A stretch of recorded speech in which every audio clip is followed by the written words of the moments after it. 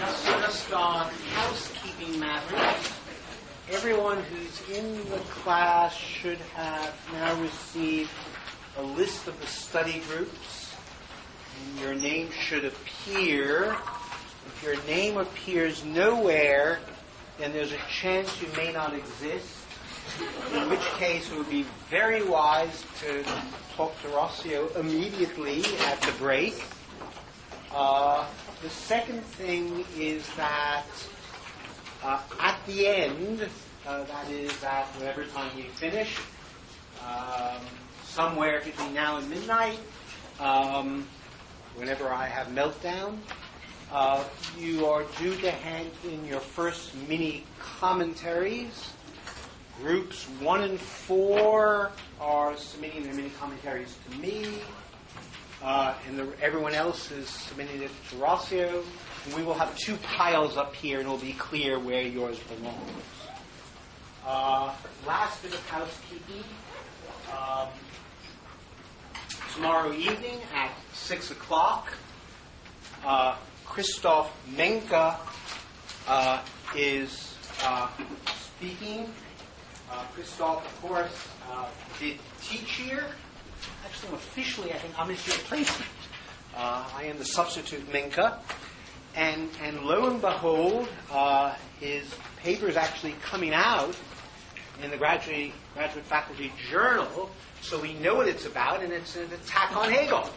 It's an attack on Hegel for lacking genealogy. So let me begin by saying what I said last time. The spirit of Christianity is a genealogy. It's a genealogy of morals. I have tried to make this kind of obvious. It's a genealogy of Kantian morality. And it's a reading, and I assume every single sentence in Hegel, I just want to be provocative here, is meant to be genealogical. I take it as obvious. Why? Because Hegel says the only thing we philosophers can do is recollect. And if all we can do is recollect, then everything that gets us there must be the path of how we came to be here. Ergo, everything is genealogy in Hegel. I just take that for granted, and I take it for granted, provocatively, that I assume that Nietzsche is a good neo-Hegelian. That said, what I was trying to argue last week is that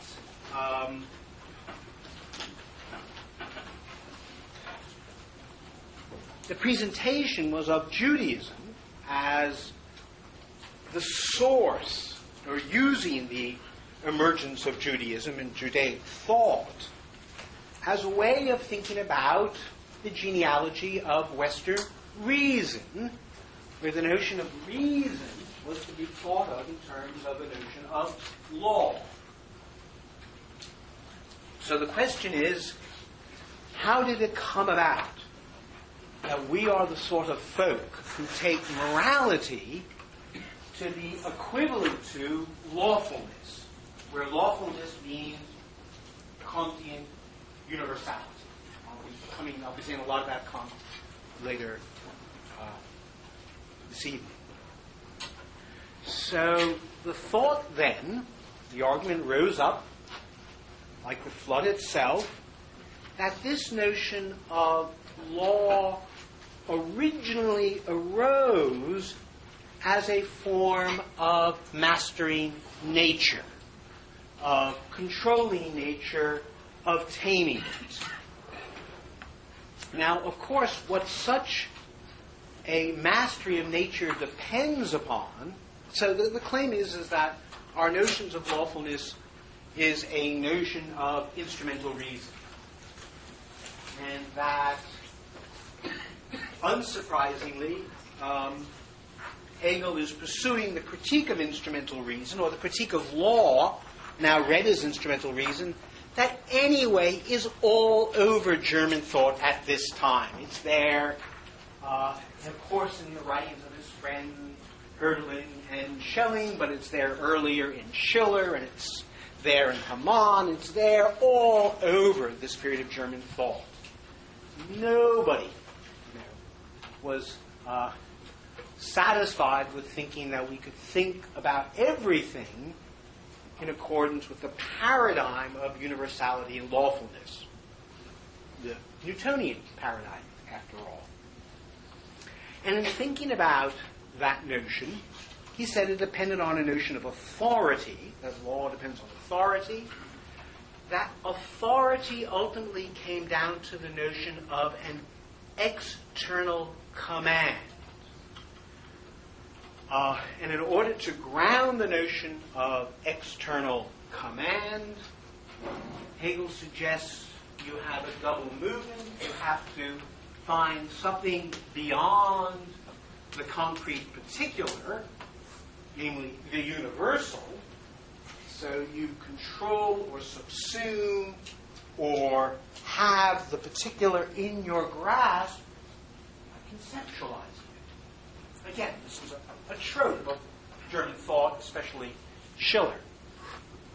And Schiller, by the way, I think is, I'll say a bit later, is all over this text. Why people don't say so, I don't know. But his essay, Grace and Dignity, is all over, at least for Christianity. Now, in order to anchor the distinction between universal and particular, we saw the distinction between the intelligible and the sensible. So particular is sensible, of course, is life, and the universal is the intelligible, which is going to be law. So we have our fundamental conflict of law versus life. And the idea of law here, when it comes to morality, is then going to be the notion of one ought to do certain things.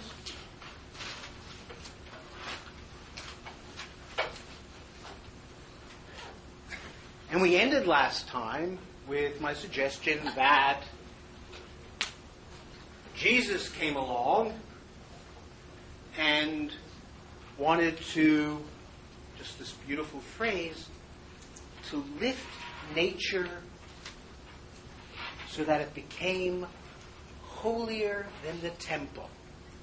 What does he mean by lift nature so that it became holier than the temple?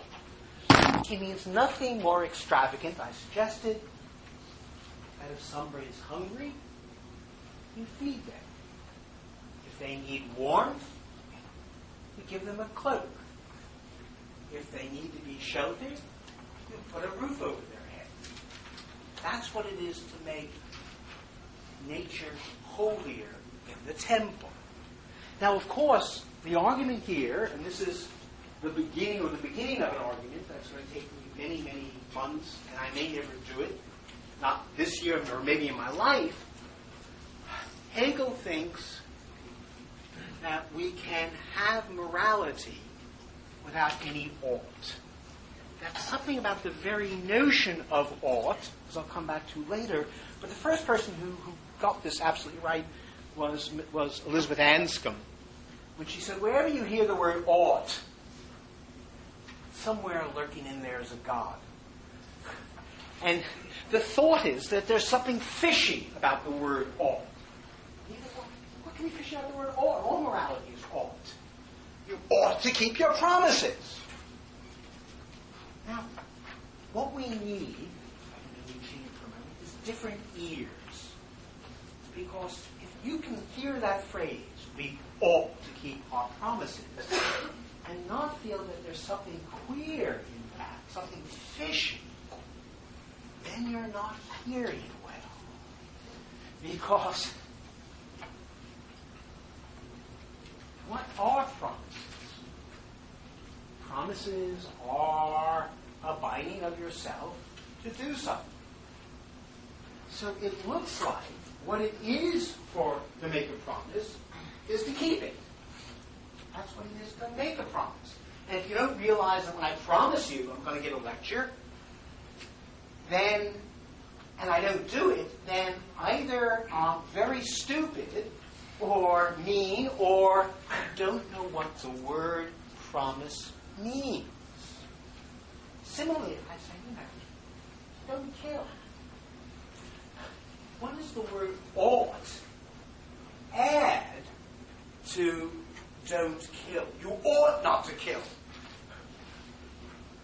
Whenever you hear the word ought, it's the site of anxiety. And the anxiety, of course, is that people are not going to do what is in the very character of the thing, making a promise, fulfilling a need, to do. So that ought is morality under the sign of its failure. Whenever there is the word ought, morality has already disappeared, and it is no longer present. Now, of course, this is why we use the word ought with respect to teenagers. These are the people who don't get it, right? But I think that's partly what it's all about, keeping teenagers in tow. I'm going to come back to that, but I want to have the sense that maybe there's a problem with the word ought. And if there's a problem with the word ought, then maybe since all the moralities, Kantian, utilitarian, even virtue theory says, no, we have principles, all these moralities think ought's okay. And that makes me think that none of us know what morality is about. That's certainly what Hegel is thinking. That we have not yet what? Not yet heard Jesus. Not yet heard that we don't need that in place of the law, we have love thy neighbor. Whatever the hell that means. But that's what Hegel wants to think about, and that's what Hegel wants to beat Kant over the head with in this text.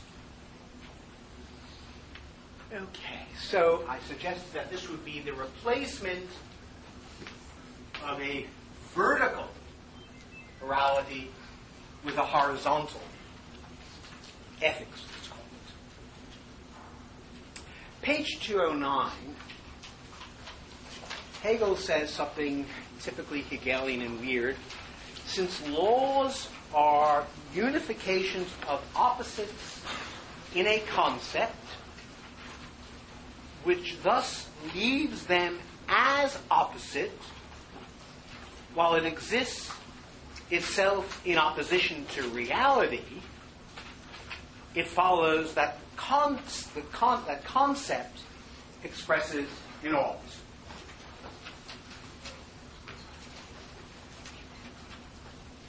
What the hell does that mean? Well, at least I hear it this way. I mean, I don't know, so I'm guessing like everyone here. Concepts, he says, these are moral concepts. And he says they are conjunctions, unifications of opposites. So I take it what he means is of something like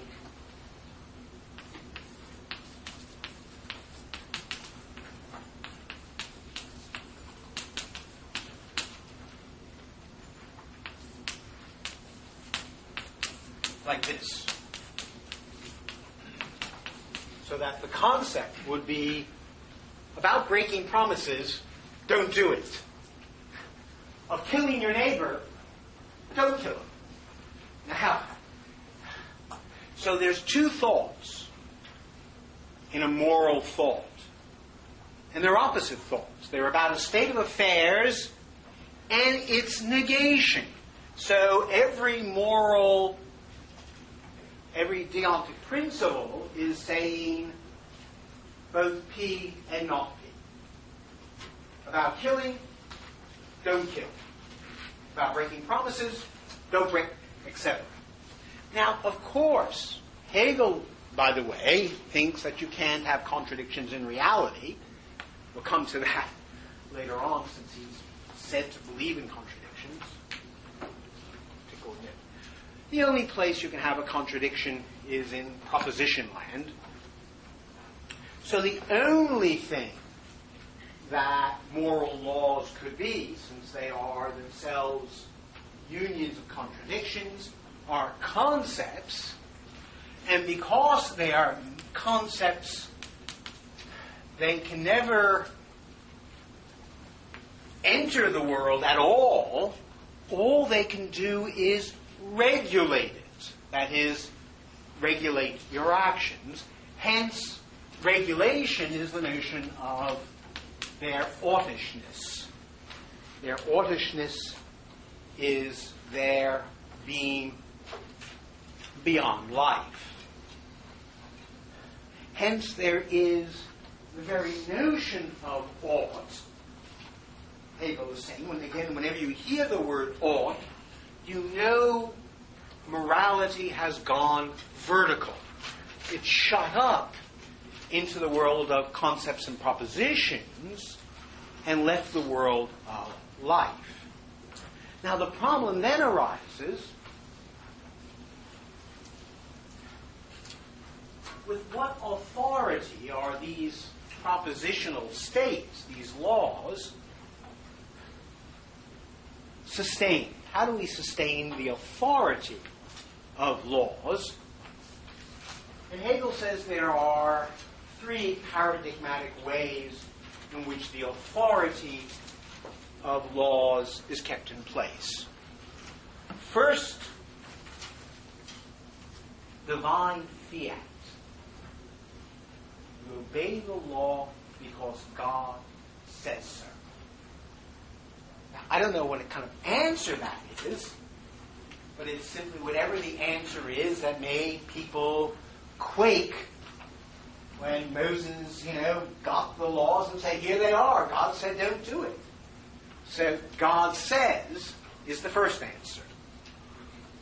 The second answer is a desublimation of that. It is that the king or the state says, don't do it. Now that's a little better because at least states, as we know, have a monopoly on legitimate coercion. And if you don't do it, you're going to get punished. So that's a kind of authority. And finally, the third kind of authority, and the most seductive version of it, these forms of authority, right, Hegel calls positivity in this text. Positivity is, as we'll see, his word certainly for reification, but as we'll see, it's also his word for heteronomy. I'll come to that in one moment. So he's something about the state in God, gives law what? What? I mean,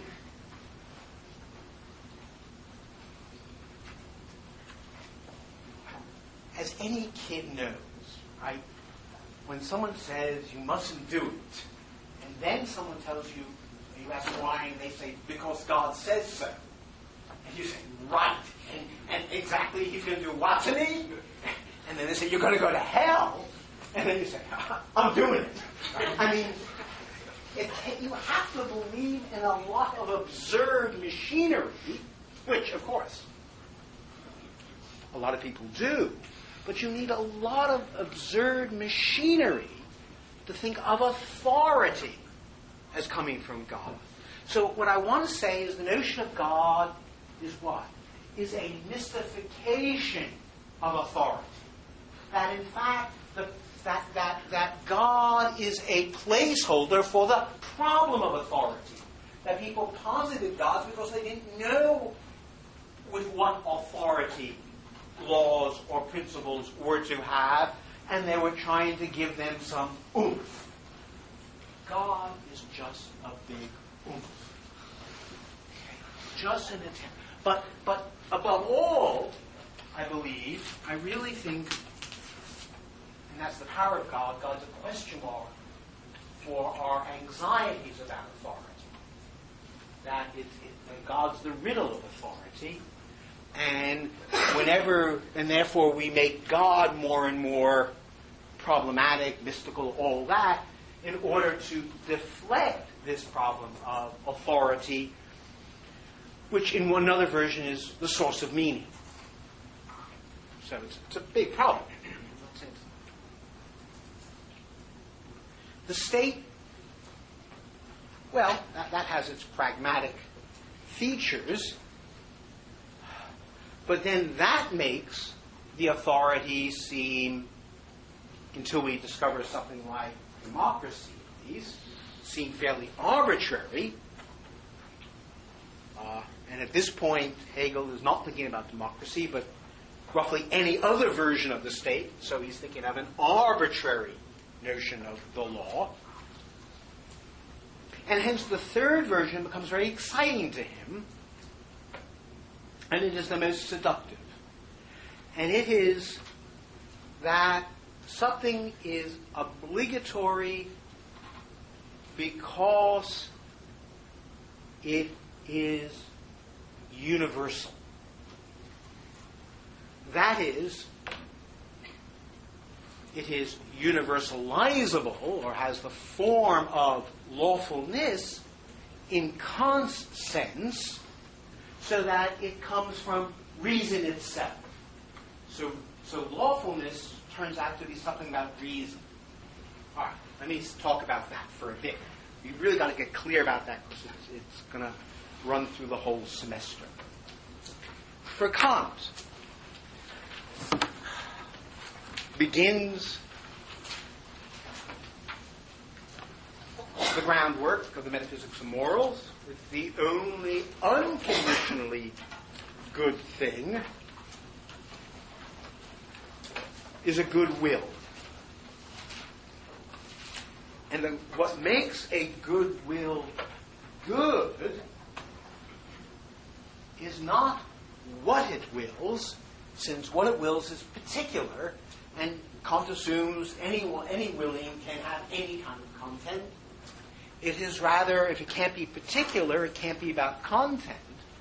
It must be particular. If it's particular, it's empirical and contingent. So the goodness of the will cannot be in what it wills, because that's always going to be empirical and contingent. It's always going to be tied to this time, this place. Nothing about that is going to give us a notion of authority, and therefore of rationality. So therefore, it is not what is willed, but how it is willed, where the notion of how, since it cannot refer to content, must refer to form.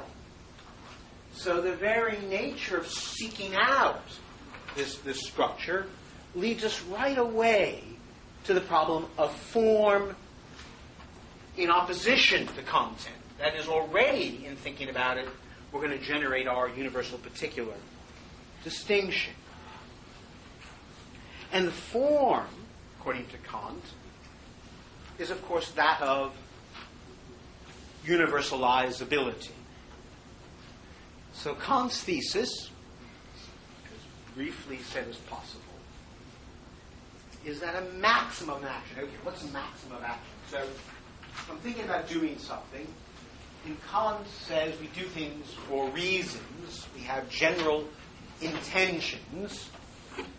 And when we're trying to think about it, or deliberate about what to do, we want to think about the particular act at least as having a mini empirical form. So you come to my house, and I'm going to give you a cup of tea. I'm going to give you a cup of tea because my maximum action is when guests come, I offer hospitality. That's right. I mean, nothing grand. That's the maxim under which the giving tea occurs, right? That's the general description. So those, I think, are what Kant means by maxims. They're what he calls subjective principles of action. Maxims are subjective principles of action.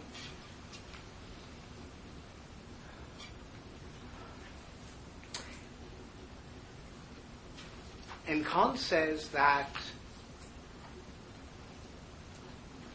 to check, what I want to check is whether my maxim of action is universalizable, by which he means, is it a maxim which everyone else could, not would, but could act on? So, could everyone act on the principle when guests arrive, paribus paribus, be hospitable? I imagine a world in which that happens, and I think, oh, that would be a nice world, in fact. Right? No problem there, right? Imagine that. So the principle, well, the first principle of the moral law is act only on that maxim through which you can, at the same time, will that it should become a universal law. Act only on that maxim in which you could, at the same time, will that it should become a universal law. Now, what Kant suggests here, to make the stakes here, why is this really authoritative? What does this have to do with reason? He explains. I think I want to make this absolutely crystal. Otherwise, it's going to be a mess. Universalizability suggests what's called a testing procedure. So I take a maxim. Let's take the most simple, famous example. I will break promises when convenient. That's my maxim of action. So whenever it's in my interest to break a promise, I will break my promise. And of course, that's a very rational thing to do at one level, right? Because if it's convenient, it's because I can get my own way. So when it's convenient for me to deceive you, break a promise, jolly good. Now, the testing procedure has two steps. I'll just clear it up in 2 steps. The first step is this. Imagine a world in which everyone broke promises as convenient. And in thinking about such a world, what we have to imagine is what would be the normal or typical empirical consequences of such becoming the law. That is what everyone does. Well, what would be the consequences? Anything. Chaos. No one would believe anyone's promises because everyone knows that everyone else breaks their promises when convenient. That's not the problem. That's not Kant's criticism. So there's a second step. And this is why it's a law of reason. If I will to break promises when convenient, then I can only do so by assuming that the institution of promising remains. So in order to will, in order to act on the idea of breaking promises as convenient, I must both will that I will break promises when convenient and simultaneously will that everyone will keep their promises. And that's a straightforward contradiction. That's a straightforward contradiction, and that's what makes it wrong. It breaks the simplest law of reason, namely, let there be no contradictions. So Kant is using this, and this is why it's very powerful. There's nothing magical here. Kant has found a way of revealing through this procedure of universalizability that roughly all, and there's two forms of testing, contradiction and conception, the one that promises, contradiction and willing. I won't go through all the Kantian literature here, but what he's discovered is most of the things that we're tempted to do that are wrong turn out to be literally contradictory in this way. Now, why contradictory? Well, two thoughts here. First of all, what's the magical moral power here? Well, it's not so magical. What Kant discovered is that when, for example, I will to break promises as convenient,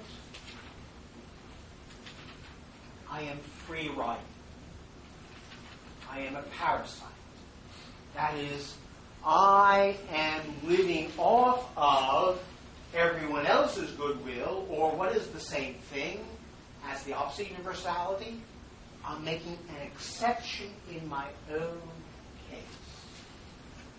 I am making an exception in my own case. I'm setting myself apart.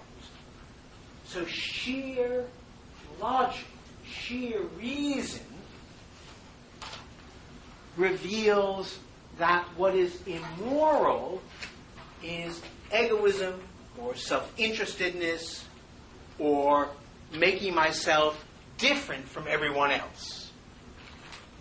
That was Kant's discovery. Reason all by itself, unaided, reveals we are bound to one another logically.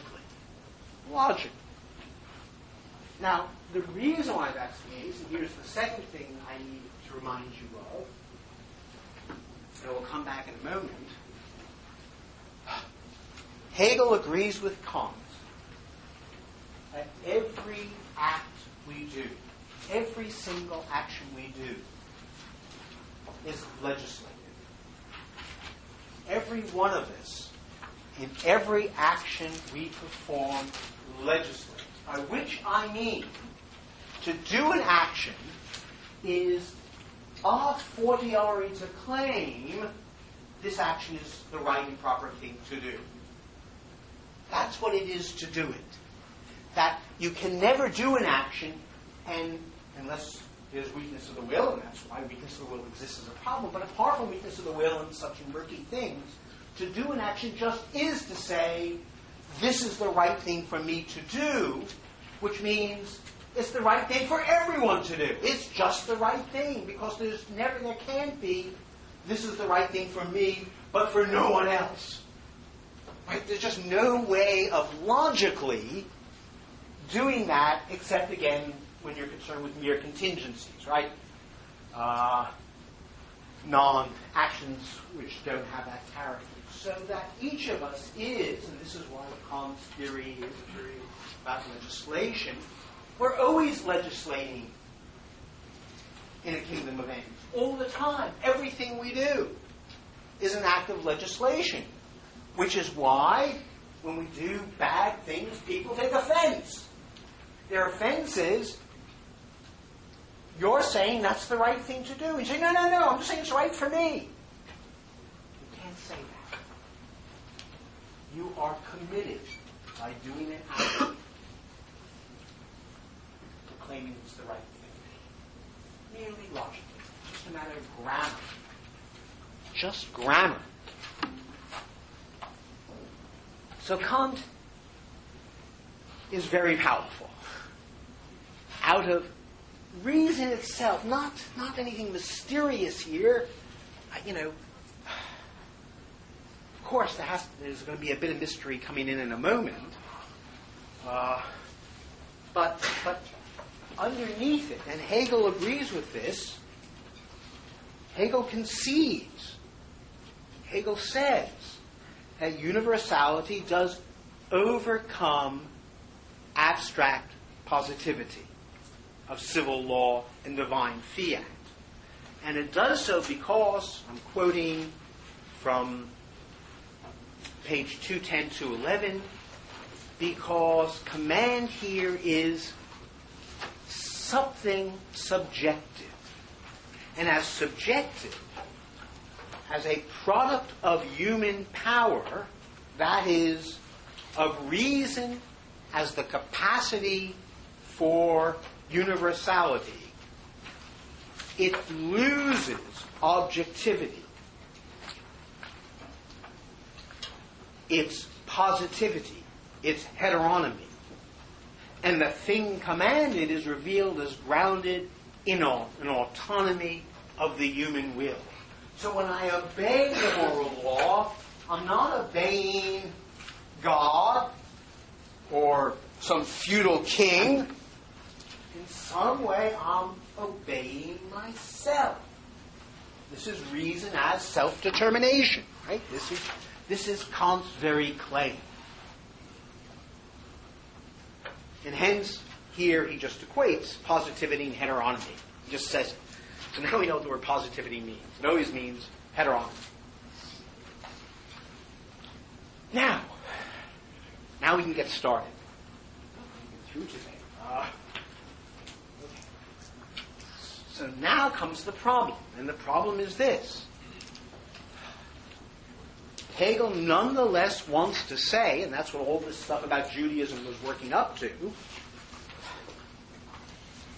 that nonetheless the Kantian theory contains an intrinsic moment of heteronomy, of being ruled by the outside, of something coercing you in itself.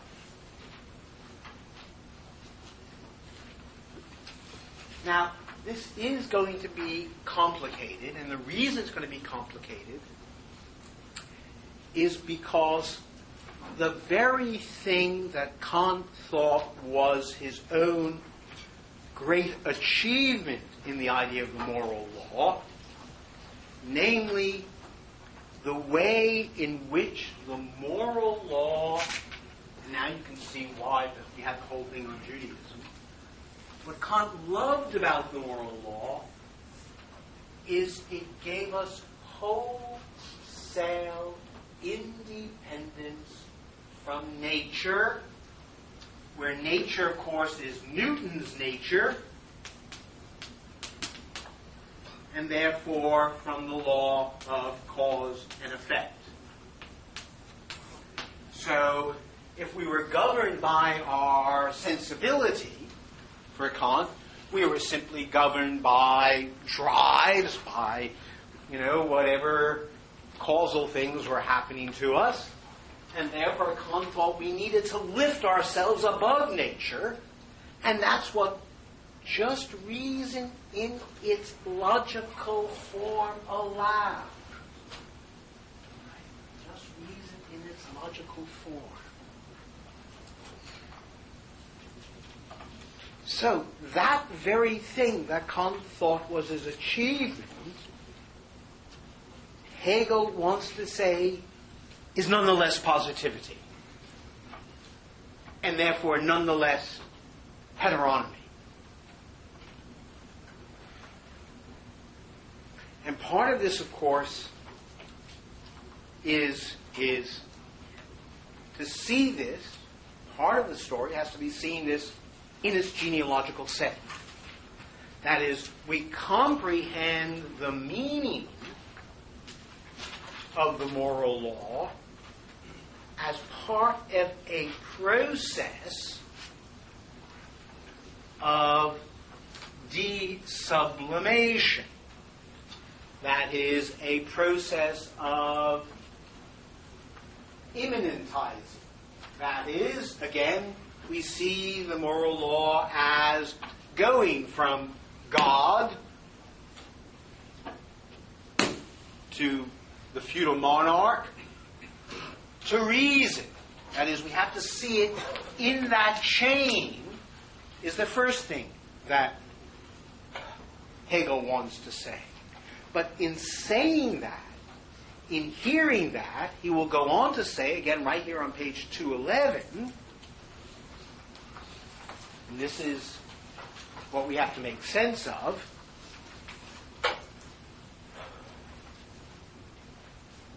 The difference between the European prelate who rules church and the man who listens to the command of duty is not that the former make themselves slaves. Right? It just takes it that anyone who listens to a priest or a pope, I mean, this is just good Lutheran stuff, right? That's just slavery, making yourself slave. Why would you be so crazy, right? But no, the difference is not the former make themselves slaves while the latter is free. That's what Kant thought. But the former have their Lord outside themselves, while the latter carries his Lord in himself, yet at the same time is his own slave. So, the thought here is that I have got something in me that I let rule over me.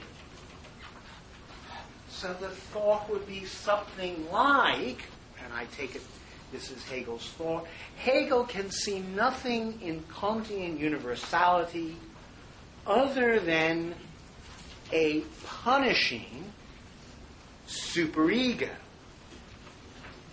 And of course, the point of the moral law for Kant is it's meant to punish. And it's meant to punish or humiliate our self-interest. Kant thought that we had this drive, this natural drive for self-preservation. And the natural expression of the natural drive for self-preservation was to put my interest above the interest of everyone. So that we are, if you wish, hardwired for Kant to be self-interested. And therefore, what we have to do is overcome our hardwiring by something that can humble it, humiliate it, stun it. That's the job of the moral law, which is why Kant uses the loaded language. We are, remember I just talked about mere logic. But Kant says we have to have reverence for the moral law. What? Reverence for the law of non-contradiction? I mean, I appreciate it. I even kind of, I think it's right, you know. Reverence. So he can only get the moral law to do the kind of work he wants it to do by, in fact, asking it to do two jobs simultaneously. It has to both be a punishing superego, slapping us down, and an ego ideal, something we desire after. And it has to play both roles. And of course, part of the problem with Kant, this is Dieter Henrich's writings on this are superb, is that it can't do both at the same time. It doesn't know how to. Nothing could do that role, probably.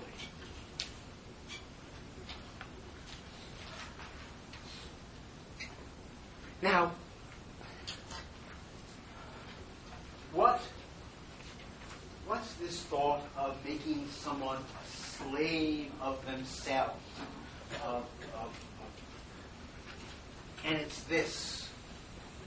The condition for this slavery is making something in you absolutely outside you. That's what the moral law is. It's a bit of subjectivity, my very reason, but my very reason is to explode outside me and lift me into a domain of universality outside time and outside nature. Right? So that I have something in me, and then because it's me, it's my reasoning, Right? So I enslave myself to the principle in me that itself is an externality.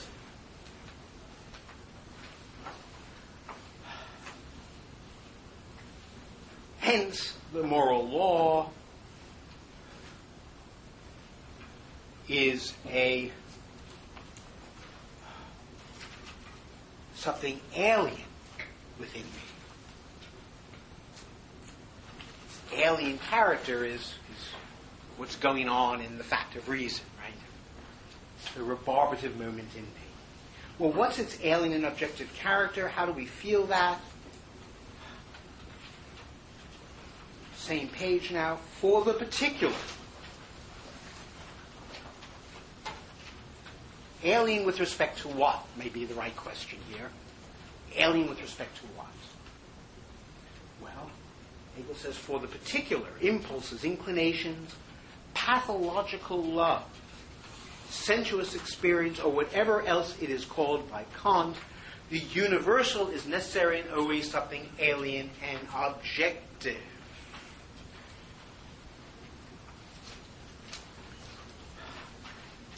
Now, of course, at one level, again, Kant would say, yeah, you bet. I mean, this is why this is a difficult debate.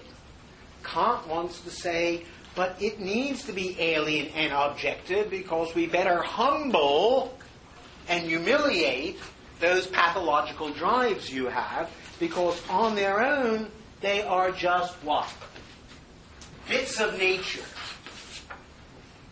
So now we can see that there's really a problem about bits of nature, roughly us, versus another part of us, which is going to be reason. And Kant wants to have the bit of us that is non-nature, reason, rule, master, regulate, the bit of us that is nature.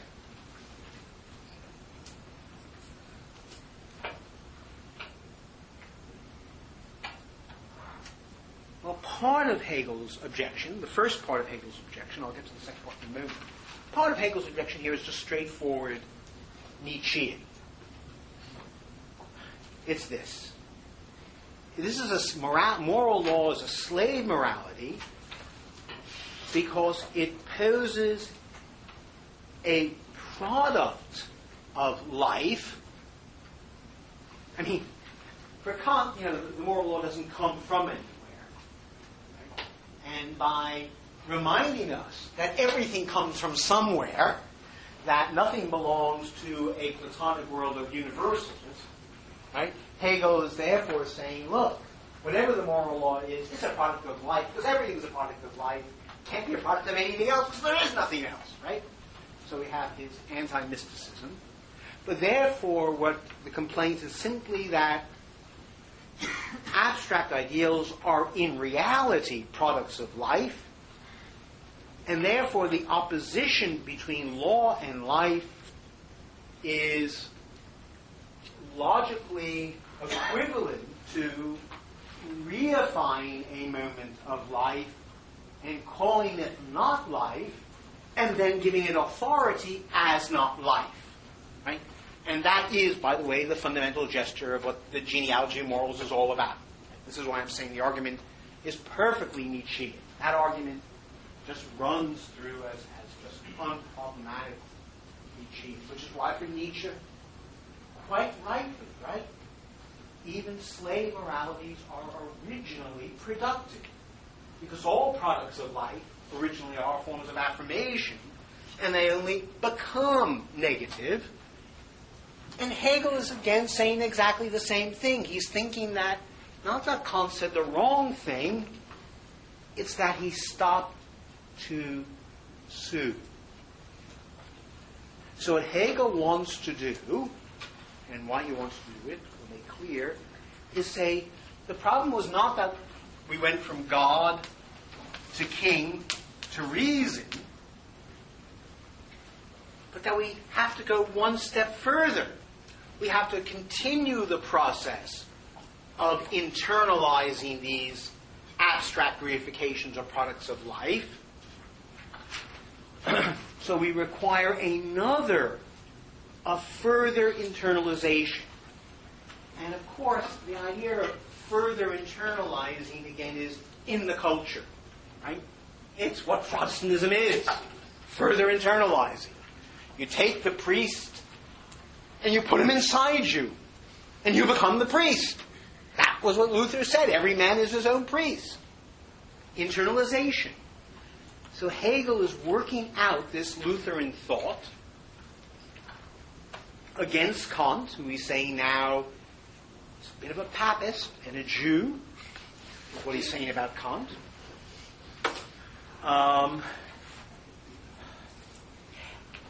But he thinks that, and this is the switch now, that the work of a further internalization means we must not see products of life as opposed to life.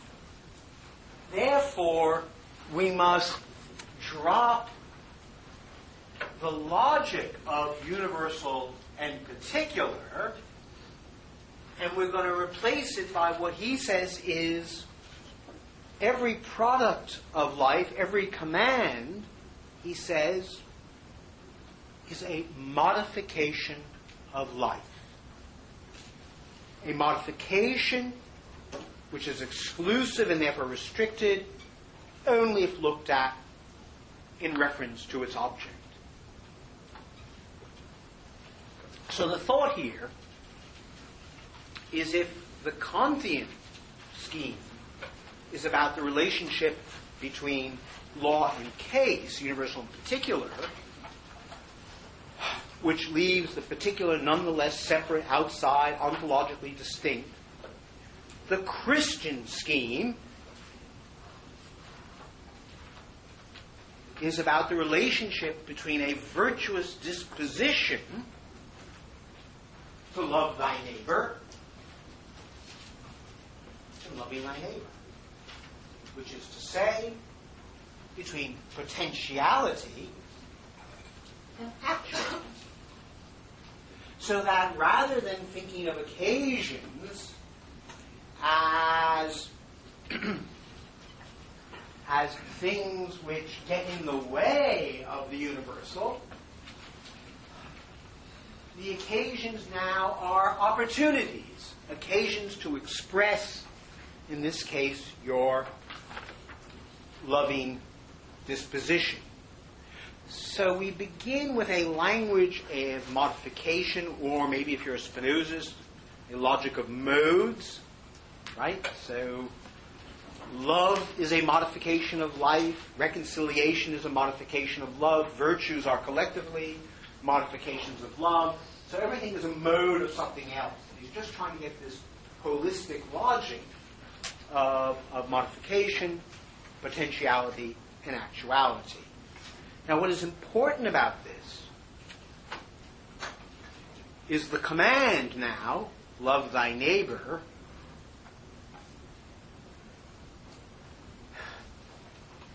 loses its oughtishness. So the command form, love thy neighbor, is not like you ought to keep your promises, because there is nothing of the self that is to be opposed to it, or to put the same thought this way, for Hegel, there is no, I want to be careful about my words here, there is no intrinsic source of resistance to doing the right thing. It's not that people always do the right thing, or temptations to do bad things, temptations to be self-interested.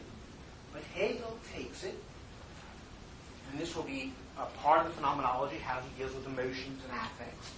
But let's just put it this way, that for Hegel, opposed to Kant, emotions and affects are culturally, socially saturated, and they aren't intrinsically either self-interested or other-interested. We are, we are born with drives, and they get articulated and expressed in a variety of ways. But there's nothing, the notion of self-interest that drives Kant so crazy is really a part of what?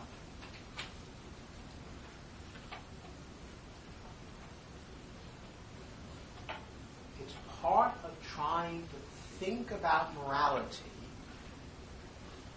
in a Newtonian framework, where the drive of self-preservation is introduced as the principle of inertia. This is explicit in Hobbes. In Hobbes, right? Because you desire and desire until death. So the drive of self-preservation is literally the law of motion. And almost everything that goes wrong in Kant, as is often the way in Kant, goes wrong because he inherits and takes over conceptual schemes that are antagonistic to his own thought. Everything that goes wrong in the first critique is because he read Hume too closely. Everything that I think that goes wrong in his moral philosophy is because he read Hobbes too well. Listened too hard to Hobbes' theory of emotions, and therefore took the view, right, that we are intrinsically self-interested characters. As if, what? I don't even know what it would mean to think in those terms. It is a false naturalization of the structure of human desires and drives.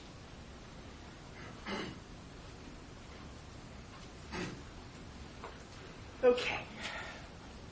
So, if, and by the way, I mean, this is, next year, I think, Professor Critchin will be teaching Levinas again. Levinas is another one who thinks everyone is a teenager, who thinks we all have to do what we ought to do, only what slaps us on the face now is the face of the other.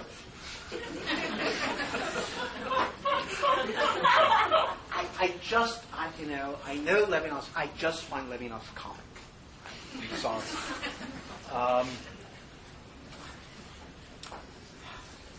So moral philosophy for teenagers, not grown-ups.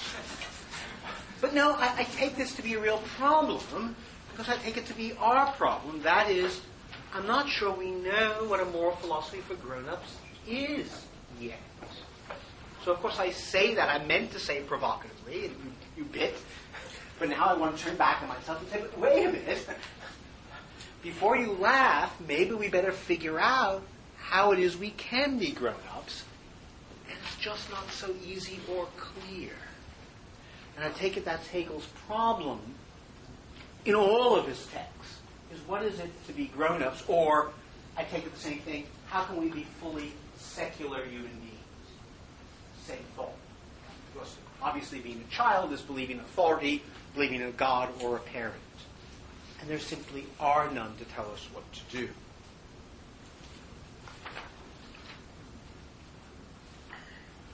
Okay, so Hegel wants to generate an immanent ethical view, and in order to do that, he thinks what he has to do is show,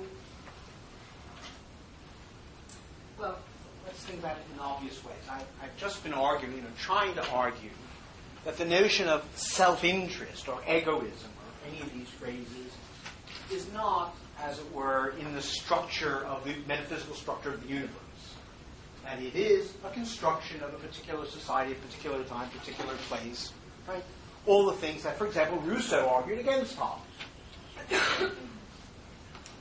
Jim, yeah. Can I ask a question just for yeah. clarification? I mean, if we are moving beyond Hobbes, Kant, Newton, human nature drives, impulses, life is but a motion of limbs, this kind of thing. But we still have these particulars that are impulses and inclinations, pathological self-interest experience, or whatever else it's called. Right. I take it there's a terminological crisis here. If we're not in human nature... Good. Well, we are in human nature. We're not in Kant's human nature. What human nature would name? Right. Yeah. So we need at least an idea for another notion of human nature. And you're absolutely right. Right, a perfect segue. Because what Kant has to find is within these nasty affects, he has to find an affect that is not intrinsically self-regarding. And of course, this turns out not to be so difficult, because we have one affect that is intrinsically other-regarding, love. So, Hegel thinks that we can get a clue, and I love the way Paul Huntman just helped me out here, to get a clue how to think about a different version of human nature, and therefore a different version of society, by using love as a logical clue. Now, of course, maybe love and logic don't belong in the same phrase, but I want them to, because I think what's at stake here is the grammar of love, or the logical form of love. So what I want to do now is have desperate, I really want to have a cigarette, and then we'll come back and we'll talk about the grammar of love. Let's just have a stop there.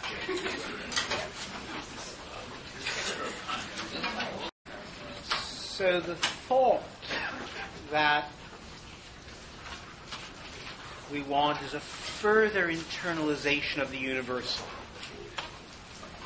And Hegel thinks that the universal becoming absorbed into the self,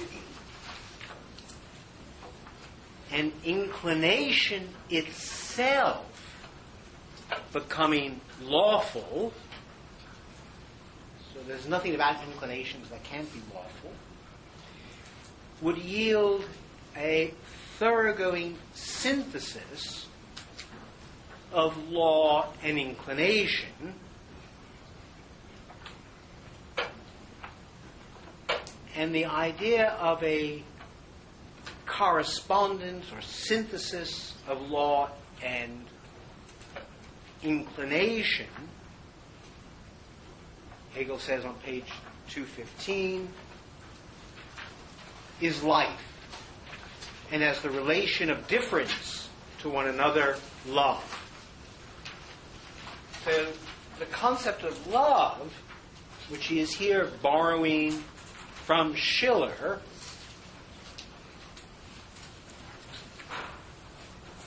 is a unification of reason and sensibility.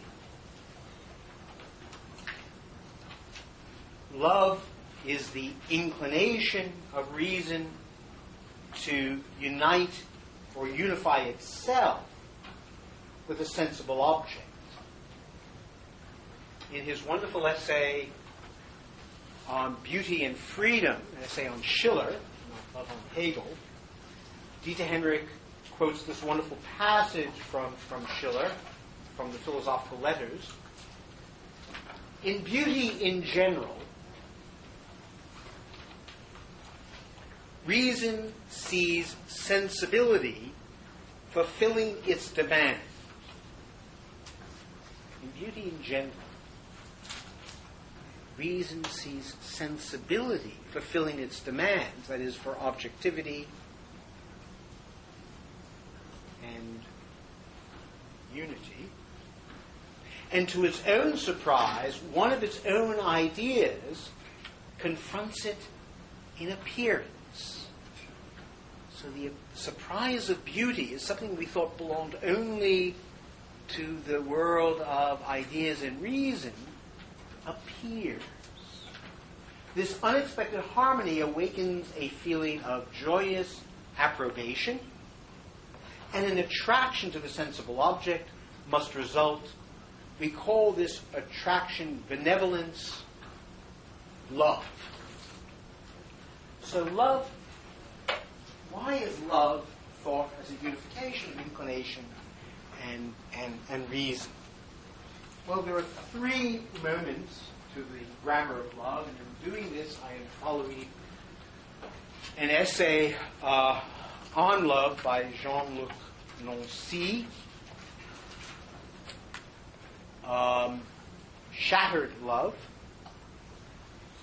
But the thought is unsurprising because that love is inclination is not a problem. So the question is,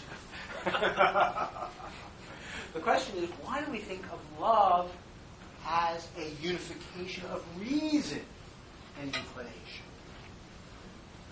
Well, the first moment of the grammar of love is that all love poses itself as that which is not self-love. That is, the very experience of love, of an object, another person, anything whatsoever, poses itself as the immediate abrogation of self-love. So the experience of love is the feeling of being dispossessed of your selfishness, of your self-interest, and of finding your whole self, that is the meaning of what counts most in your life, in another.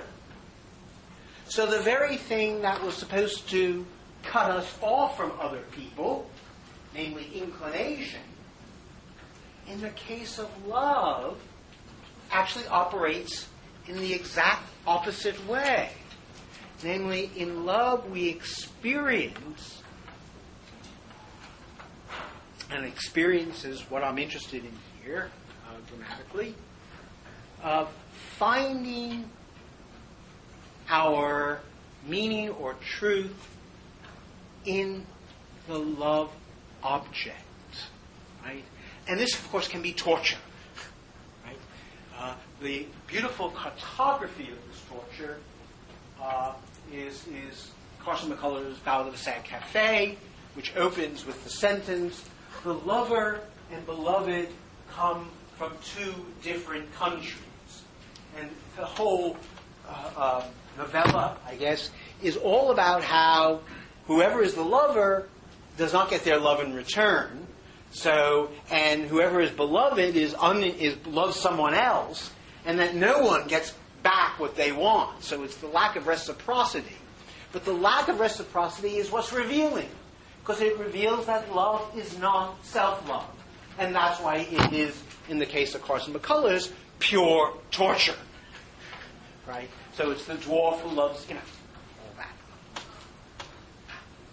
So when the other flourishes, I flourish. When the other hurts, I hurt. My life is in the other. So the very thing that the moral law thought to be a problem happens naturally. In fact, it's the first thing that happens when you're born. After hunger, it's mom, right? You're in love. When we start our life as lovers, and which is why life is miserable from there on in, right? If you start as a lover, you've already lost yourself, and you never get it back. You never get it back, right? You're always outside yourself. Second moment of love. So we may say that's the moral moment of love. The second aspect, or logical aspect of love, according to Nancy, is that love is the extreme moment beyond the self of a being reaching completion. Philosophy always thinks love as an accomplishment arriving at a final and definitive completion. So the thought here is that in love, which always poses itself as not love, I also discover, I think this is what the myth of Romeo and Juliet is partially about, as complete in the other, that is, as fulfillment through the other, and therefore as lacking nothing.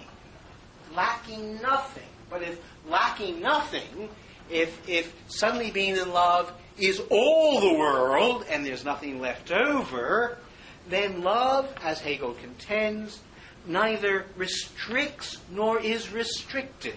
This is 304.5, fragment on love. It is not finite at all. In love, life is present as a duplicate of itself and a single and unified self. Here, life has run through the circle of development from an immature to a completely mature unity. In love, what is in principle totally outside me, if I am lucky enough to, of course, be loved in return, and that's sheer luck, which is why love is a bad model for sociality.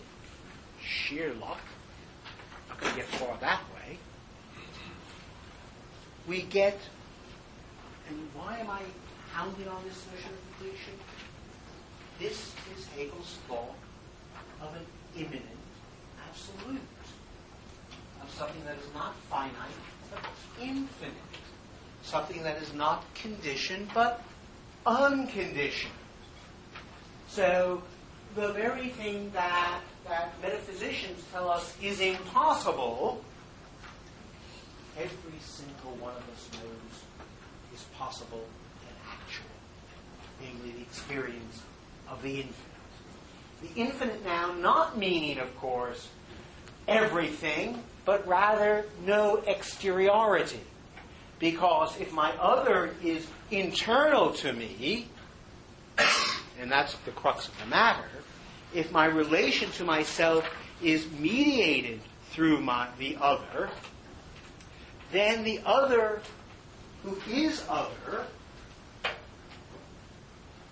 and what makes an other other, for Hegel, is two things. First, the other has free will. Why does that make the other other? Because I can kick you and coerce you and do this, but I can't make you freely will anything. I can't make you will. I can make you do things, but I can't make you freely will anything. So the one thing I can never touch of another, the one thing I can never get a hold of in any other, is their freedom. Right? And that's the entire story of being in nothingness, right? It's Sartre's thought. Right? The argument about love and sadism and masochism is all about what it is to try to touch another's freedom. You can't do it. And for the same reason, I can't touch another's desire. Right? I can dance, I can sing, I can get a haircut, I can put on aftershave lotion, and I can't make the other desire me. So the other, and we're going to get deep into this, but I want to insist that what makes, this is Hegel's idea that the other is, every other is infinitely other. And what makes them infinitely other, that is infinitely independent of me, is I can never touch their will or their desire. Right? I can desire their desire, I can want their will to do, but I can't get it. But I can get lucky. And that's when they do desire me. And they will what I will. And then what is infinitely other is at the same time fully and completely united with me. Hence Hegel says that life is the union of union, togetherness, and non-union, absolute difference. The absolute difference remains, which again can drive us crazy, right? Because the other can stop loving us at any moment. The other can whimsically decide, i.e., from our perspective, it's whimsical. For them, it may be the most rational thing in the world. What a mistake! Now, it's seeing this logic of love is how Hegel goes from subjective to objective idealism. It's his model. It's his model. He's got to now make the model somehow work under a different description, because obviously he's now, what is he doing in this text? He's using the logic of love to interpret the structure of life. He wants to read all of life as rehearsing this logic of love, and therefore as potentially infinite in this way. And then finally, the third moment, which arguably, but I'm not going to go through the details enough of this text, namely, of course, as I just said, once we go out of ourselves, once we are broken into by love,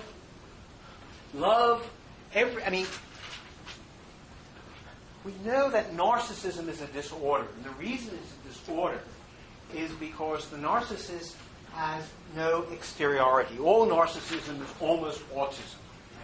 Right? It's the failure being broken into, and therefore not functioning. The narcissist is an asocial beast for reasons. There's nothing we can do with a narcissist because they are, as it were, totally enraptured in themselves. They are indeed pre-Oedipal, right? They haven't even got the dyad going, right? They have collapsed the dyad into a monad.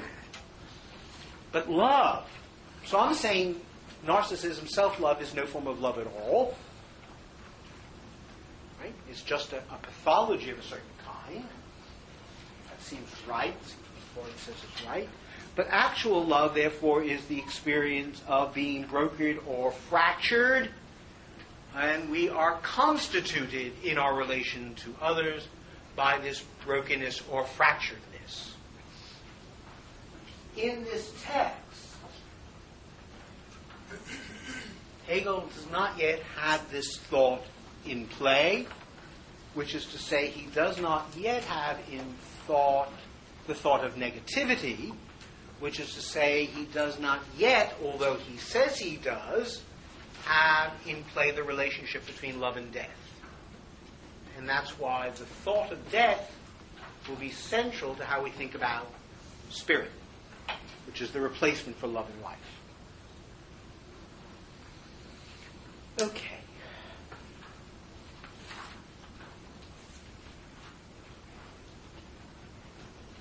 So love is the model. And in order to think about that model as an alternative ethical theory,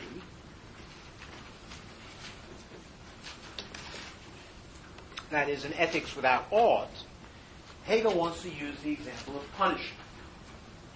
And the reason he wants to use the example of punishment is that punishment is trying to think about morality from the point of view of its failing. If you want to think about morality hard, don't think about the goodwill or the virtuous man. Think about what happens when things don't work out. And see if we can understand the difference between a vertical morality and a horizontal morality by asking how they deal with the problem of criminality. So Hegel's thought is we should think of criminal law as criminal justice as simply moral justice institutionalized. And it simply expresses the ordinary logic of Kantian morality in an institutional setting, because obviously the law is a series of universal things that everyone should obey. Some people break the law, trespass, transgress, and then we have to figure out what we're going to do. And what we're going to do is we're going to punish them. Punishment represents the authority of the law in just those cases where its authority has been defied. It is the claim of authority against its abrogation.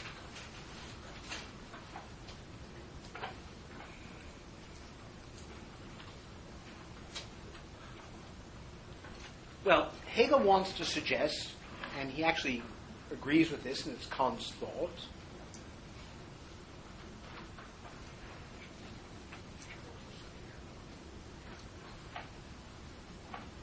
let me say where I'm going.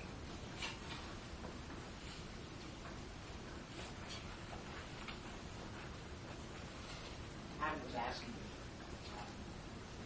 your fancy new morality without law. What do you do with bad guys? What do you do with the immoral person? Hegel's thought is punishment is not what we do. It's our admission that there is nothing we can do.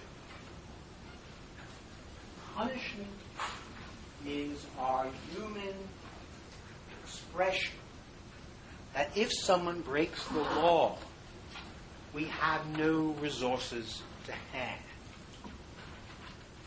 So that all we can do with a lawbreaker, and I'm going to say all we can do, and according to the logic of law we must do, is punish them. But punish them is really putting scare quotes around it, get rid of them. And I'm saying for that kind of law, we must get rid of them, or, now I'll just put all my cards on the table, every punishment is simply a version of the death penalty. The death penalty is not an accident. It is the essence of punishment. There can be no punishment without the thought of the death penalty. That's Hegel's argument. Well, why? Well, I've already suggested that to do an act is to make yourself a legislator. That is, each human, because, so if you do a criminal act, you have asserted your law against the law of the state. So you have set yourself in place of the state. So you have claimed that the authority of the state is nil, and that your law is the true law. That's what every criminal action does. It asserts its law is true law. Therefore, if we actually believe in our law, then we must find a way of canceling or negating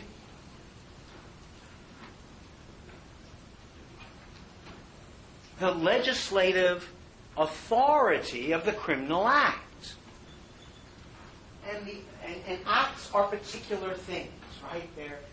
Someone steals an apple. That's just one act. How do we undo one act? Well, we can't undo one act. The problem is not the act. It's the actor. It's you who stole the apple. You're the problem. Because you have made yourself a universal legislator against our law. So what we must do, clearly, is get rid of you.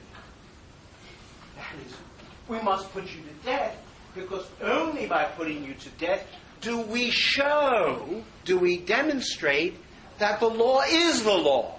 If we leave you hanging around, then we're leaving hanging around someone who is claiming to be, right, another law against our law. And you say, wait a minute. I apologize. I know you apologize. I apologize. Wait a minute. You? Why on earth should we believe anyone who breaks the law, who says they are the law, who claims to be a law against all of us, that no, they're really one of us? Once you have made yourself a legislator you have put yourself outside all possible community, and therefore you must be put to death. Is community here simply majority, or? No, it's the law of the state. It's us. We are the laws of the state simply are the representation of our beliefs and will. That's who we are. That's all this state is. So to act against the law is to act against everyone. So if we're moving away from the king or the ruler, that would define the majority of the inhabitants? Or? Never majority. It's everyone. Every law, majority decisions are mechanisms for deciding who we are. They're just mechanisms. The law always represents everyone. Majority or minority, doesn't matter whether you voted for it or against it. If you live in a democracy, the law represents all. But it's everyone but you. But yeah, exactly. That's why we have to get rid of her. Tough night. No. But I'm just saying that you could obviously be 10 or 200. So, I mean, in a way, we are dealing with the mechanisms of the majority against the 1 or the 100. Until the moment of revolution comes, which is why which is why the notion of revolution can never be part of the law. That even if everyone, if we've agreed to this form of life, then the law does represent us. This is why when my country does terrible things in Iraq, I'm full of shame. It's not because I willed it or the majority willed it, it's because I willed that war. When my country goes to war, I have willed it. Otherwise, I'm not a citizen. We are implicated in every action of our government. Otherwise, there is no government. Always. It's always universal. Nothing to do with majority-minority. That has nothing to do with the logic of law.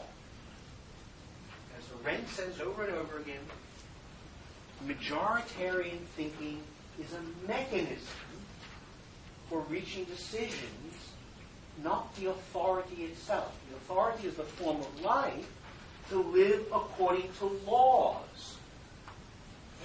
No one does this better than Rousseau. So it's about laws, not about the mechanisms for establishing them, which is why even in quasi-tyrannical states, people can be affronted by criminals. Nonetheless, the law represents them. And the people we're reading about, Kant and all these people, of course, took it for granted. They were not Democrats. They took it that the monarch represented the universal. That it represented everyone. And they just took that as obvious. They didn't see democracy as a magical way of getting to law. So it's the thought of law. That's why this is about law, not about majority decisions, not about everyone. It's about the form of life to live in accordance with law and what that means. This is very important. This is actually important about politics too. And I think this is right, by the way. About that I do think that's my I'm a mad dog Republican, so I think it's more strongly than that. But I think on any account of living according to law, we must think that. The law never has anything to do with the majority. It's the state and its citizens. That's what it represents. Yeah. So unclear. So this concept of punishment completely negates any possibility for something like rehabilitation in prison or something like that, right? I'm just on a pragmatic level. That doesn't eliminate it. It only shows that it's a form of quibbling. It doesn't eliminate anything. It just shows what the logic is, and that the logic of punishment is not accidental to the idea of law. Right? Now, Hegel does want a different logic.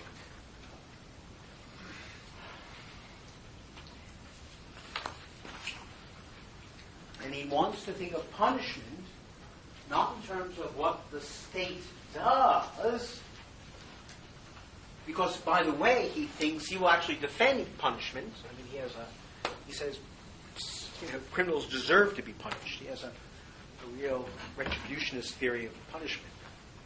But he says that, and this is the point that I'm trying to get at now, he's been saying that, and this is all just Abraham and Isaac all over again, right? I'm just saying what it is to have a universal law, to believe that it is a law, and what it is to sacrifice the individual to the authority of that law. This is about the logic of authority of the law. Now, what happens? So that's punishment is inevitable. Hegel says what's not inevitable is now, very Micah's just question, is the execution of the punishment. Now, for law, Hegel says absolutely and unequivocally, the criminal must be punished. If, he says, page 227, there is no way of making the action undone, if its reality is eternal in supplanting the law, then no reconciliation is possible, not even through suffering punishment. That's why death is the only thing. Suffering punishment doesn't do anything. This is a question of authority we're arguing about. And what I must do is get rid of the competing source of authority, namely the other legislative will, the criminal. Is there another way of thinking about it? Well, his answer is punishment not as law, but as fate. And he says this is different than penal law.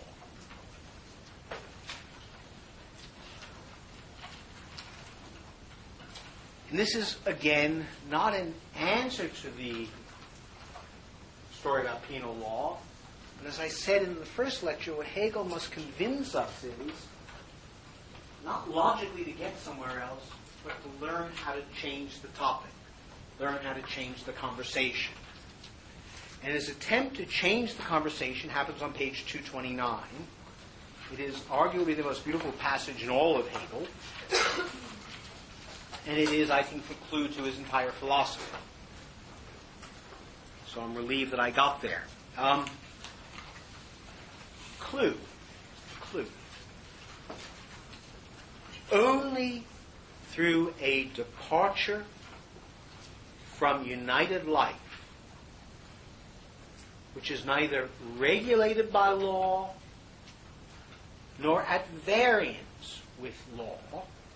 Stop there. It's hard. We've already suggested that life is a synthesis of inclination and law. So the idea of life here is not a norm of which other things can correspond to or fail to correspond to be accord with or be at variance with. So he wants to say, wait a minute. Here I want to be clear what he's worried about. We're going to change the topic. We have to rethink what we mean by transgression and trespass. So what he's beginning to do here is try to get another model of what, let's call it, wrongness is. Because unless we know what wrongness is, we won't know what punishment involves. Only through a departure from united life, this, the community as a unit, union and non-union, which is neither regulated by law nor at variance with law. Our togetherness. Think of a family or a couple. We're together, right? And whatever our togetherness is, it doesn't make sense to say we're either in accord with the law or not. I mean, that's not what love is, right? That just gets it wrong. So he's trying to say people can be together in their relationships, bound up together, united, without the notion of either being. So the notion of law, he's trying to make us think, is a red herring, right? For thinking about a different form of, let's call it human connectedness, or what is clearly Hegel's topic, the nature of the human social bond, how we are connected up. And that is the mystery that he's going to try to solve, how human beings are connected to one another. And the one thing he's trying to get us at least to think might be possible is not by laws. And not by mere sentiment either. Right? Not by mere sentiment. Shall I try reading that phrase one more time? See, it's hard to get through these sentences. Only through a departure from united life, which is neither regulated by law nor at variance with law, only through the killing of life is something alien produced. So now we're starting from this model of a united life, and we're saying that what makes something alien, what's the model of making something alien, is killing it. That's one way of removing it from our midst, making it alien. Destruction of life.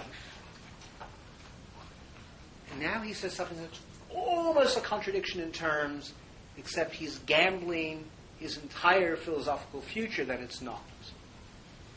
Destruction of life is not the nullification of life. Which sounds weird, right? It sounds like destruction of life is not the destruction of life. And he can't be quite saying that. So he must say that killing one life is not killing all life. Killing one life is not killing my connectedness with the other, not fully undoing that connectedness, but rather, and now we're going to get just one of those words that are like impossible to swallow, it's diremption. To direct is to cut in half, to separate, to pull apart, to pull into two. Right? But it's a violent act of twoing, of making two what was one. And the destruction consists in its transformation into an enemy. The illusion of trespass, the illusion of the killer, the illusion of the murderer, the illusion of that who strikes out against life, its belief that it destroys the other life and thinks itself enlarged thereby. This is the hope of every murderer. Otherwise, no one would ever murder. Kill you. I remove the obstacle in my way, and I am enlarged thereby.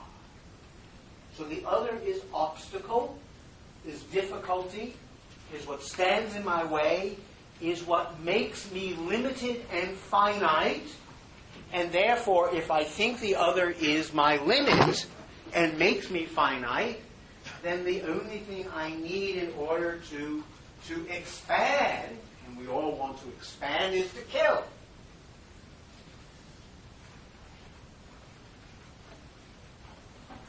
That's the logic of murder.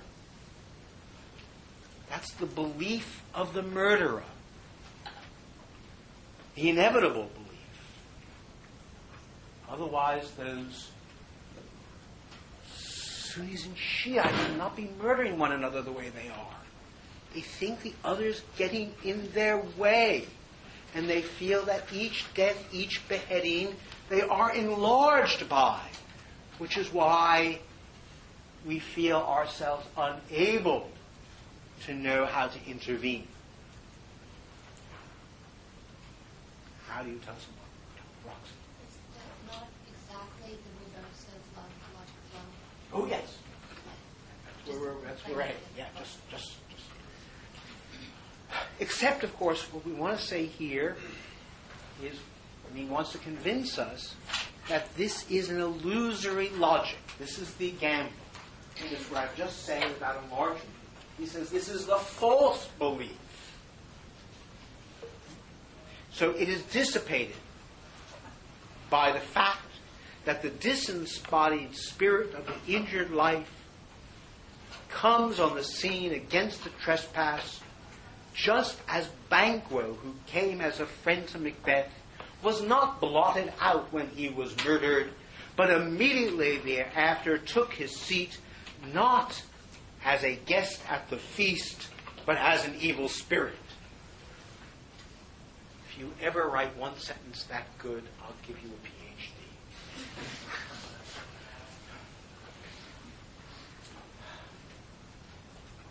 All that just to get to the last clause, just as Banquo. The trespasser intended to have to do away with another's life, but he has only destroyed his own. His life is not different from life, since life dwells in a single Godhead. In his arrogance he has destroyed indeed not only the friendliness of life, he has perverted life into an enemy. I want to unpack that, and the unpacking will be partial. And the unpacking will be partial again because Hegel doesn't, the logic of this is what he's committing to. This is the causality of fate that I mentioned last week. And Hegel thinks that something like this must be true.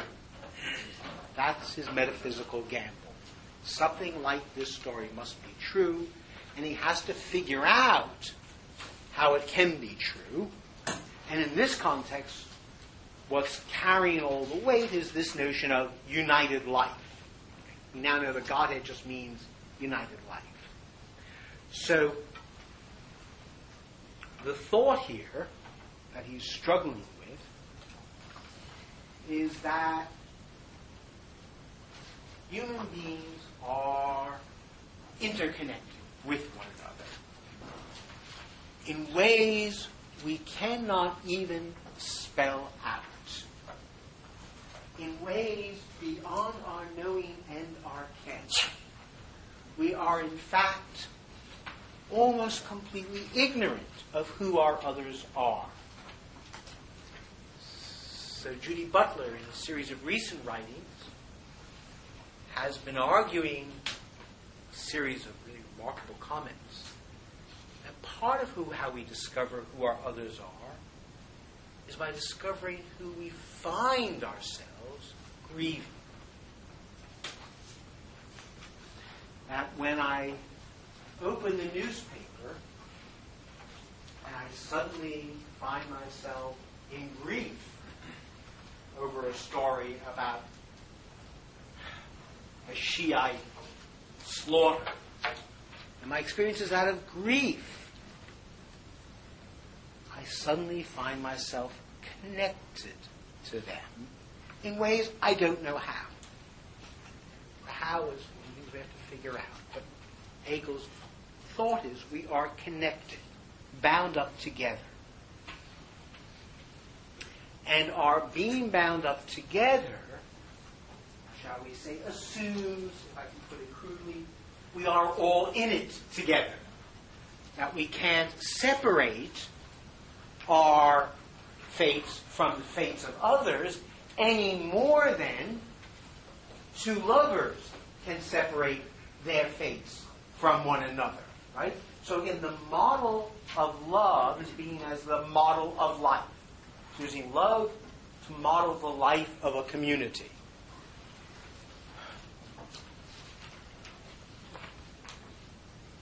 So, the description, the correct description, he thinks, of my destruction of the other is that it doesn't enlarge me. On the contrary, what it does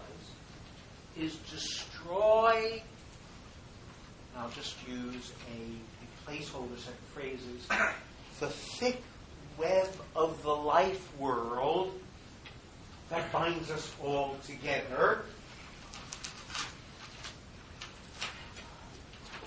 And therefore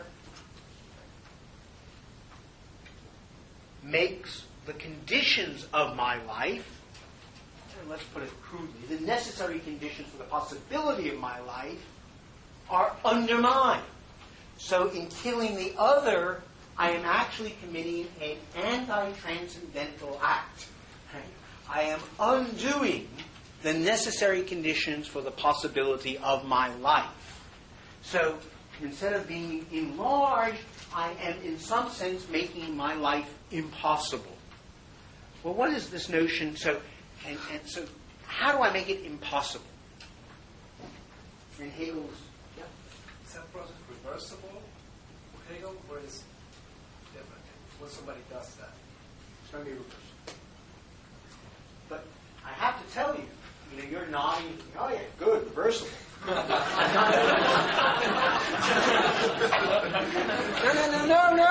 No. If my late friend Derrida was sitting there, he would say, irreversible.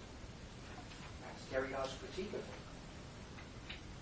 So we're going to get to that. This is not, none of this is unproblematic, not a moment of it. Which is sort of, because I'm thinking about Macbeth as we're doing this. That's Macbeth. The moment he commits one murder, he's got lost. No choice. All he can do is kill more. And he knows he's dead. Yeah. So murder-suicide. So the first place the word assassin is used in English. That's what an assassin is. It's one who kills and knows they're not going to get out of it.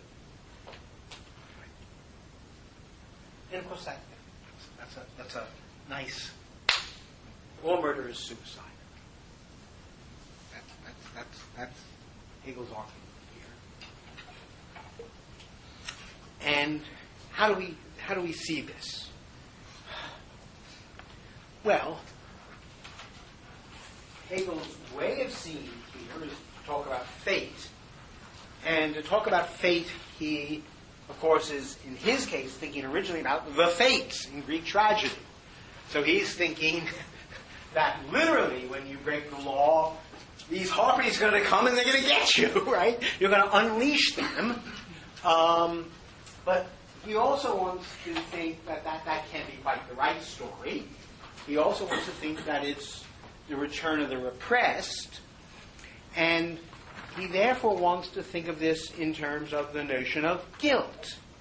So how do I know, as it were, so that he thinks that necessarily, when you transgress, I want to be careful here. You suffer a fate, and the fate is that life becomes alien, right? Which is to say, you cannot get back in touch with either yourself or those others around you. That you are necessarily excluded from the life you live, no matter what you do. We don't need to throw you in prison. You are in hell. So, and the reason for this is not a matter of anything mechanical or hydraulic, although the notion of return of the repressed can look like that. In a Greek tragedy, it's a matter of plot. Right? Plot is actually another way of talking about fate. Right? Plot is just a structure of fate. That's why it's very important that the first great modern play, Hamlet, has no plot. Right? Everything had to happen without the plot. Tragedy without plot is what it's about. Because he had to discover the meaning of the impossibility of his life without relying on all the structures that were handed over to him. That he was not in any of the plays he thought he might be in. He was an individual, and therefore he had to bear up under this fate himself. So the thought is that fate is, I'm quoting from Hegel here, the manner of receiving and reacting against the other's deed.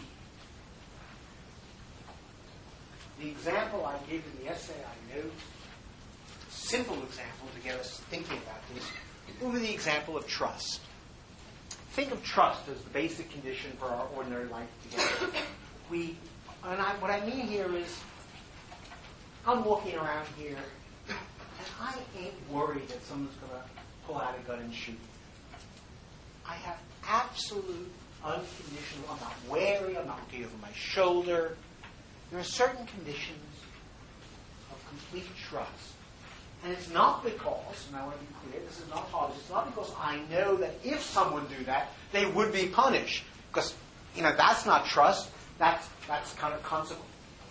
I mean that actually we have a kind of confidence in certain settings, and in certain settings not, hence why we prefer some settings to others, that we can trust those around us. Now, I do something terrible.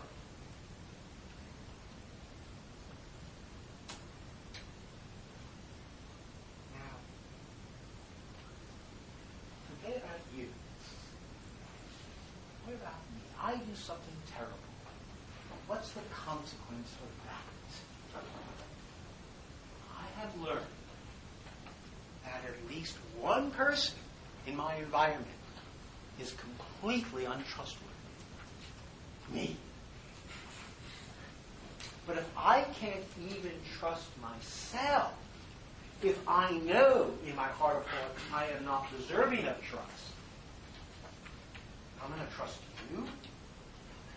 So suddenly, by me not being trustworthy, I can no longer trust the other, and therefore, suddenly, I don't trust anyone.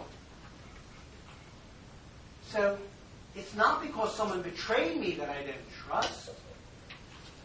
Life becomes unfriendly because I am untrustworthy. I broke the promise, killed, stole, whatever. And therefore, the friendliness of life is at an end. Well, let's see if we can reverse it. What I'm suggesting here is that the problem now is the problem of diremption, of making life unfriendly. Therefore, let's say that I've lost contact with my others who are the necessary condition for the possibility of my having a world at all. Right? So transgression makes life impossible. But trespass now is not a breaking of an abstract law. It's a modification of life. It's just that, a modification of life.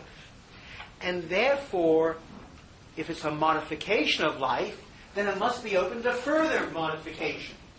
The language of modification is very important here. It's not an accident that Hegel used it. So on the part of transgressors, me, now I can do those things that you've all been dying for me to do. Right?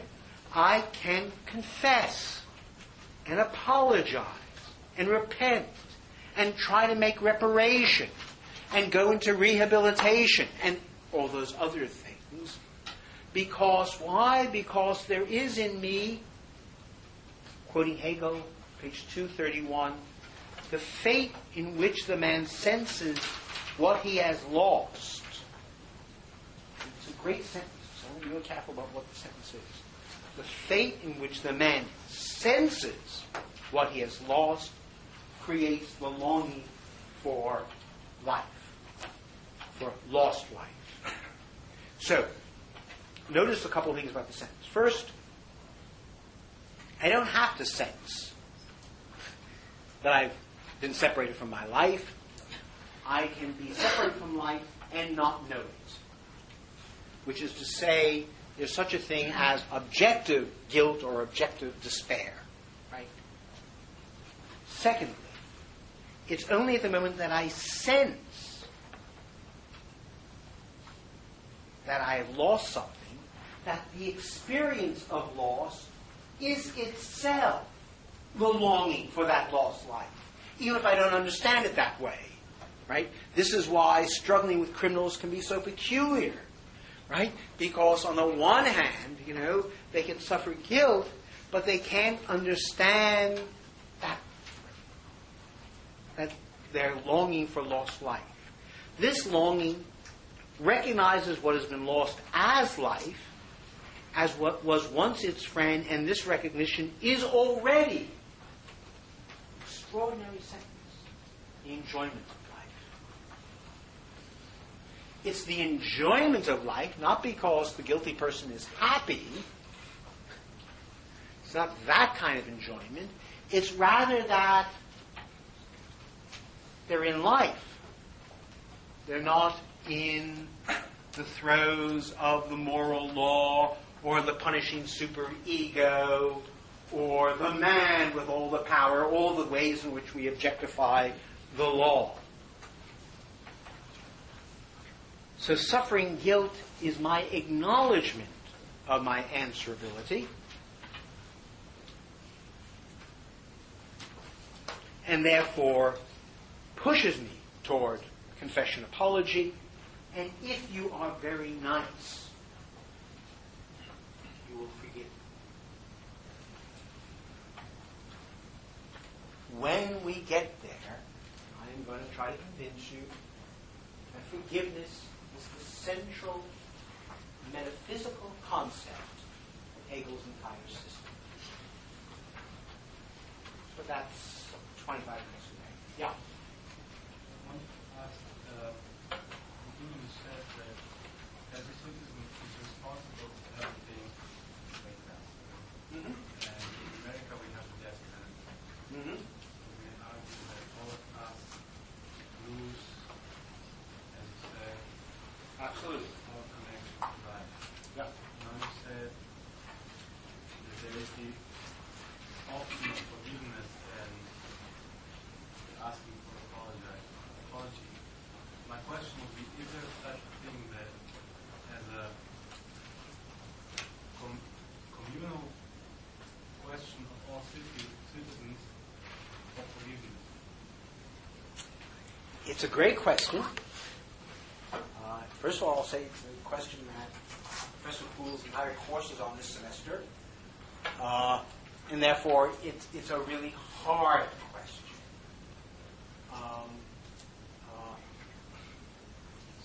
So let me not answer, but let me actually make it worse. You asked, could there be collective apology and collective forgiveness? And I want to ask further, are there acts which are unforgivable? Who is to forgive? Under what conditions? Can we always go back, or only under certain conditions? How long does guilt last? And if there is guilt that's collective, does it go down the generations? And for how long? And so on. Now, my own intuitions are always on the miserable side of all this. I take it we are guilty for slavery, that slavery is still with us, that slavery is the great wound of American civil society that has never been undone, and we have not found a way of either confessing, because we're unsure what it is we need to confess, or to find a way of making life friendly. which is to say these are really hard questions. But they are the ones that Hegel's putting on the table as the right questions. Questions that can't even come up in the appropriate way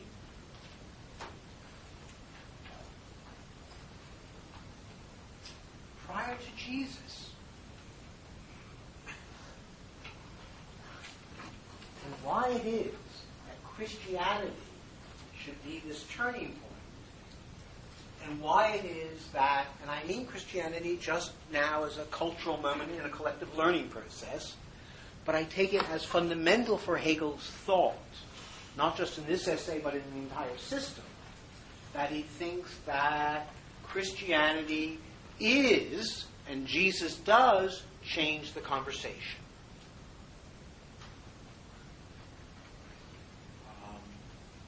And he's not going to change his mind about that.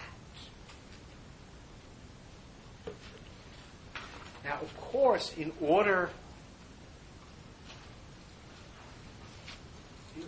to suddenly expect forgiveness,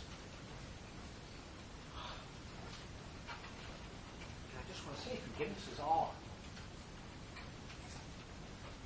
Forgiveness is odd. I forgive you for stealing that apple. The oddness of that, am I undoing the action? Am I remaking the past? Hegel says here what he will say in the Phenomenology, that I can make life friendly again and leave no wounds behind. It's awesome power. And he thinks this happens by some people saying the word, I forgive you. A speech act. I forgive you. Whatever Hegel means by the power of spirit, which is what we're going to go on to discuss next week, everything about it is connected to the speech act. I forgive you. Because that means, why is that so important? Because it means even the past is not past. You bring it all back. And therefore, even the worst thing possible is suddenly not outside us. It's brought within the ambit. And therefore, even the negative has a place within this whole. That's the idea, again, of objective idealism. Okay. Next week, we are going to start with the introduction, not the preface. Please don't read the preface. It's a waste of time. It's unreadable. Read the introduction. It's unreadable too, but it's shorter. I know that some people were surprised to discover that they were in groups that had papers due today. In fact, everyone's paper was due today. You just didn't read the instructions carefully. But this is not a police state. So if by any chance you don't have your paper, bring it in when you get it done. The idea is that I do want you writing so Rossio and I can hear that this is complicated. We want to know that you're going along. I hate to say this, but for those who want to hand paper in to me, groups 1 through 4, on my right, and people who are giving it to Rossio on my left. So there's a politics here, alas. There's always a politics. And next week we'll begin with the phenomenology and the introduction. Okay, where did the sheets